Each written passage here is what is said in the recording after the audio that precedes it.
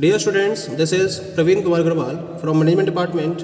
Welcomes you in my today's lecture of Managerial Economics. In today's lecture, we will discuss upon the second type of elasticity of demand, and this is known as the income elasticity of demand. जैसा कि previous lecture में हमने elasticity of demand के first type यानी कि price elasticity of demand को discuss किया था. आज के लेक्चर में हम डिस्कस करेंगे कि इनकम इलास्टिसिटी का कॉन्सेप्ट क्या होता है और इसके कौन कौन से डिफरेंट टाइप्स अवेलेबल हैं. प्राइस इलास्टिसिटी में हमने क्वांटिटी डिमांडेड में परसेंटेज चेंज को प्राइस में परसेंटेज चेंज के बेसिस पर स्टडी किया था. अब जब हम इनकम इलास्टिसिटी की बात करेंगे तो यहाँ हम किसी भी पर्टिकुलर कमोडिटी के क्वांटिटी डिमांडेड के परसेंटेज चेंज को कंज्यूमर की इनकम में परसेंटेज चेंजेस के बेसिस पर मेजर करते हैं. यानी कि when we measure percentage change in demand due to percentage change in income of the consumer, then this is known as the income elasticity of demand. तब हम इस कॉन्सेप्ट को income elasticity of demand के concept में consider करते हैं. तो इसकी डेफिनेशन क्या रहेगी? डेफिनेशन होगी इसकी income elasticity of demand may be defined as the percentage change in the quantity demanded of the commodity divided by the percentage change in the income of the consumer. यानी कि जब हम किसी भी कमोडिटी के quantity demanded में percentage change को उस पर्टिकुलर कमोडिटी के रेफरेंस में कंज्यूमर के इनकम में परसेंटेज चेंज से डिवाइड कर देते हैं तो हमें जो वैल्यू रिसीव होती है उसको हम इनकम इलास्टिसिटी ऑफ डिमांड का नाम देते हैं. तो इसका एक प्रॉपर फॉर्मूला ड्राइव हो जाता है इसके रेफरेंस में. क्या फॉर्मूला बनेगा इसका? इनकम इलास्टिसिटी ऑफ डिमांड, इसको हम EI या कभी कभी इसको हम EY से भी डिनोट करते हैं. इसका फॉर्मूला बनेगा percentage change in quantity demanded of the commodity upon percentage change in income of the consumer. Formula clear हो गया? यानी कि जब हम किसी भी कमोडिटी के क्वांटिटी डिमांडेड में परसेंटेज चेंज को कंज्यूमर की इनकम के परसेंटेज चेंज से डिवाइड कर देंगे तो हमें इनकम इलास्टिसिटी ऑफ डिमांड की वैल्यू पता चल जाती है. अगर हम इसको मैथमेटिकल वे में डिनोट करना चाहें तो इसका एक प्रॉपर नोटेशन है और इसका फॉर्मूला बनता है इसमें EI is equal to delta Q upon delta I into I upon Q. यहाँ एक पॉजिटिव साइन को इंक्लूड किया गया फॉर्मूले के अंदर.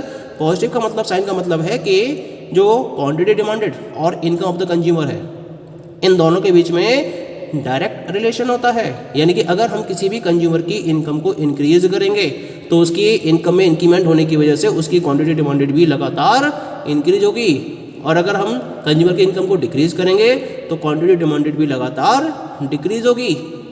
अब यहाँ जो नोटेशन हमने यूज़ किया है इसको हम प्रॉपर्ली समझ सकते हैं एक ग्राफ के मीडियम से. ये ग्राफ मैंने राइट साइड में रिप्रेजेंट किया है जहाँ एक्स एक्सिस पर मैंने क्वांटिटी डिमांडेड को कंसीडर किया है और वाई एक्सिस पर मैंने इनकम को कंसीडर करा है. DD ये इनकम डिमांड कर्व को रिप्रेजेंट कर रहा है. इसका स्लोप कैसा है? इसका स्लोप है upward from left to right. Upward क्यों है? क्योंकि इनकम और क्वांटिटी डिमांडेड के बीच में एक पॉजिटिव रिलेशन होता है. अब इनिशियली क्या बने ना कि income of the consumer is equal to OI. ये इनिशियल इनकम है तो इसको मैंने कैपिटल I से रिप्रेजेंट किया है और इनिशियल क्वांटिटी जो है वो है OQ के बराबर तो इसको मैंने स्मॉल q से रिप्रेजेंट किया है. अब जब इनकम कंज्यूमर की घटकर OI से OI1 रह गई तो न्यू इनकम कितनी हो गई? OI1 के बराबर. इसको मैंने कैपिटल I1 से रिप्रेजेंट किया है और इसकी वजह से जो नई क्वांटिटी डिमांडेड है वो OQ से घटकर OQ1 रह गई जिसको मैंने OQ1 यानी कि स्मॉल q1 से रिप्रेजेंट किया है. ठीक है. अब यहाँ पर जो नोटेशन यूज़ करें मैंने EI के फॉर्मूले में delta Q upon delta I into I upon Q, इसका मतलब समझ लेते हैं. I का मतलब हो गया आपका इनिशियल इनकम जैसा कि मैंने ग्राफ में इसको डिफाइन किया है या इसको हम original income of the consumer के नाम से जानते हैं. Q क्या है? इनिशियल या फिर original quantity demanded of the commodity हो गई. डेल्टा I क्या है यहाँ पर? Change in the income of the consumer. इसको हम कैसे निकालेंगे?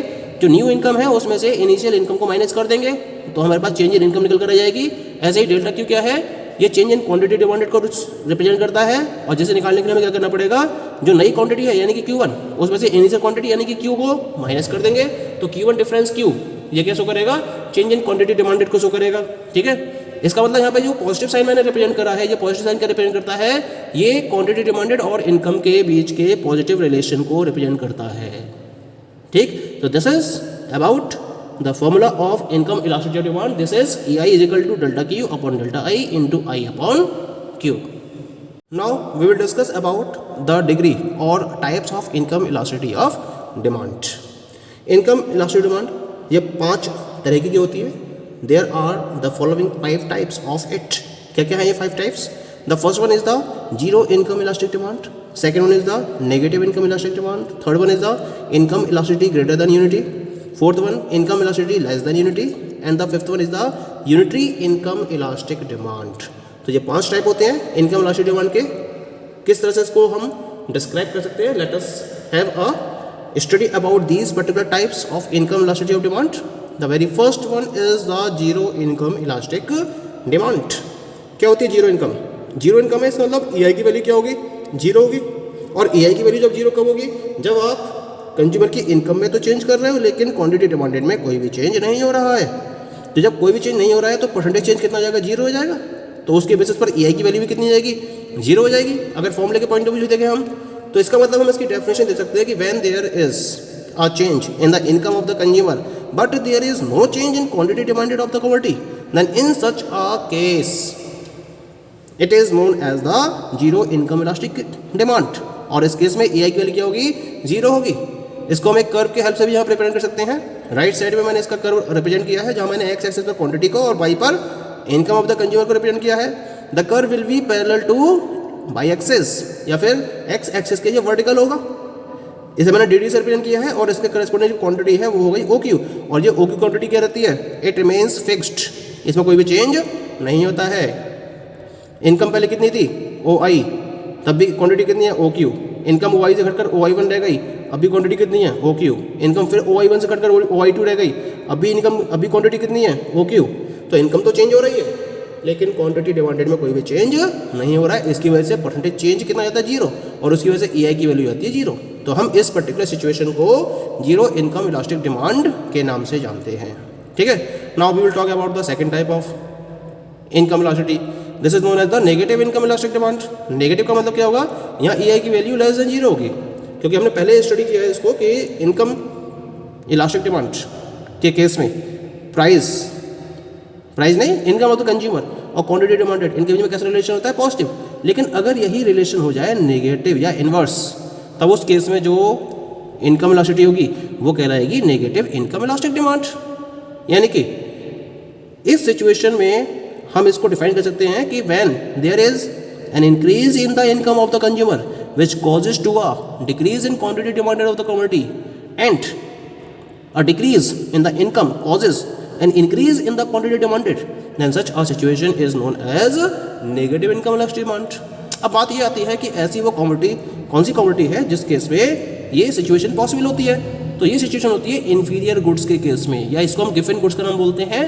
ये वो गुड्स होते हैं जो लोअर क्वालिटी गुड्स की कैटेगरी में आते हैं। और इन गुड्स के केस में जो सिचुएशन बनेगी वो बनेगी नेगेटिव इनकम इलास्टिक डिमांड की। यानी कि यहाँ पर इनकम और क्वांटिटी के बीच में एक इनवर्स रिलेशन होता है और यहाँ ई आई की वैल्यू क्या होती है? Less than zero. तो इसका कर्व मैंने रिप्रेजेंट किया यहाँ पर एक्स एक्सिस पर क्वांटिटी, वाई पर इनकम को। कर्व कैसा है इसका? Downward from left to right. और इस लेफ्ट टू राइट के केस में जब इनकम ओ आई थी, इनिशियल इनकम, क्वांटिटी थी ओ क्यू, इनकम घटकर ओ आई वन रह गई और क्वांटिटी बढ़कर ओ क्यू वन हो गई। तो ये कैसे शो करेगा? नेगेटिव इनकम इलास्टिक डिमांड को।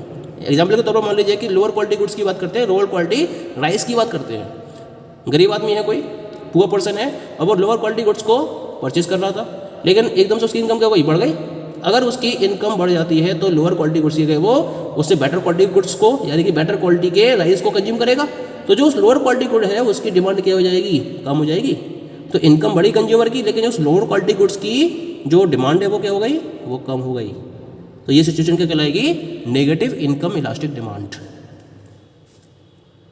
Now come to the third type of income elasticity. This is known as the income elasticity greater than unity. यानी कि यहाँ पर EI की वैल्यू क्या होगी? एक से ज़्यादा होगी। एक से ज़्यादा कब होगी? जब इनकम में परसेंटेज चेंज कम हो और क्वांटिटी डिमांडेड में परसेंटेज चेंज ज़्यादा हो।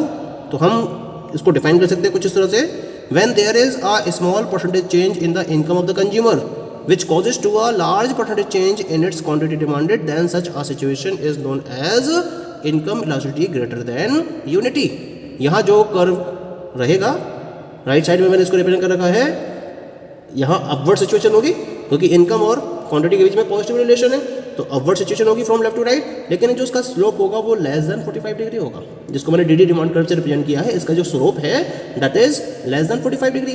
तो इनकम पहले ओ आई थी, क्वांटिटी ओ क्यू थी, इनकम घटकर ओ आई से ओ आई वन रह गई, क्वांटिटी ओ क्यू से घटकर ओ क्यू वन रह गई। तो यहाँ जो इनकम का डिफरेंस है वो आई वन से रिप्रेजेंट कर रहा हूँ और क्वांटिटी का डिफरेंस क्यू क्यू वन से। तो इनकम का डिफरेंस कम है और क्वांटिटी का डिफरेंस ज़्यादा है, तो इस केस में ई आई की वैल्यू क्या होगी, एक से ज़्यादा होगी। ठीक है, अब हम बात करते हैं इसके फोर्थ टाइप की। This is known as the income elasticity less than unity. और लेस देन यूनिटी का मतलब क्या होता है, यहाँ ई आई की वैल्यू क्या होगी, एक से कम होगी। और एक से कम कब होगी, जब इनकम में परसेंटेज चेंज हो ज़्यादा और क्वांटिटी में परसेंटेज चेंज हो कम। तो इसका मतलब इसकी डेफिनेशन बनेगी, this refers to a situation when there is a large percentage change in the income of the consumer which causes to a small percentage change in its quantity demanded. इसको मैंने curve से represent करा है right side में, X axis में quantity, Y पर income को consider करा है, डिमांड कर्व डी डी जिसका स्लोप कैसा है, upward from left to right, और इसका जो स्लोप है it is more than 45 degree but less than 90 degree. Clear? Income initial O Y, quantity O Q, income O Y से घटकर ओ I one रह गई, क्वांटिटी ओ क्यू से घटकर ओ क्यू वन रह गई, इनकम का डिफरेंस आई आई वन और क्वांटिटी का डिफरेंस क्यू क्यू वन। तो इनकम का डिफरेंस ज़्यादा है और क्वांटिटी का डिफरेंस कम है, तो इनकम में चेंज ज़्यादा हो रहा है, क्वांटिटी में चेंज कम हो रहा है। तो इस सिचुएशन को हम क्या कहेंगे, income elasticity less than unity. Clear? हम बात करते हैं about the fifth one, last case की। तो last type of income elasticity that is known as the unitary income elastic demand. यहाँ ई आई की वैल्यू क्या होगी, इक्वल टू 1, क्योंकि यूनिटरी है। और ये कब पॉसिबल होगा, जब इनकम और क्वांटिटी डिमांडेड दोनों में परसेंटेज चेंज इक्वल हो। तो इसकी डेफिनेशन क्या बनेगी, इसकी डेफिनेशन बनेगी, this refers to a situation where some percentage change in income of the consumer results in same percentage change in quantity demanded of the commodity. Point clear हो गया? इसका कर्व कैसा होगा, बिल्कुल 45 डिग्री पर होगा स्लोप, इसका अपवर्ड होगा फ्रॉम लेफ्ट टू राइट, लेकिन इसका स्लोप होगा 45 डिग्री पर। जैसा कि मैंने ग्राफ में इसको रिप्रेजेंट किया है, एक्स एक्सिस पर क्वांटिटी को कंसीडर किया है और वाई एक्सिस पर इनकम ऑफ द कंज्यूमर को कंसीडर किया है। और इसका जो कर्व है वो एग्जैक्टली 45 डिग्री पर है। इनकम में डिफरेंस आई आई वन और क्वांटिटी में डिफरेंस क्यू क्यू वन, और दोनों ही डिफरेंस क्या है, इक्वल है। जितना चेंज इनकम में हुआ उतना ही चेंज क्वांटिटी डिमांडेड में हो रहा है। तो हम इस सिचुएशन को क्या नाम देंगे, यूनिटरी इनकम इलास्टिक डिमांड, जहाँ ई आई की वैल्यू इक्वल टू 1 होगी। Okay, so these all are the different types or degree of income elasticity of demand. Thank you.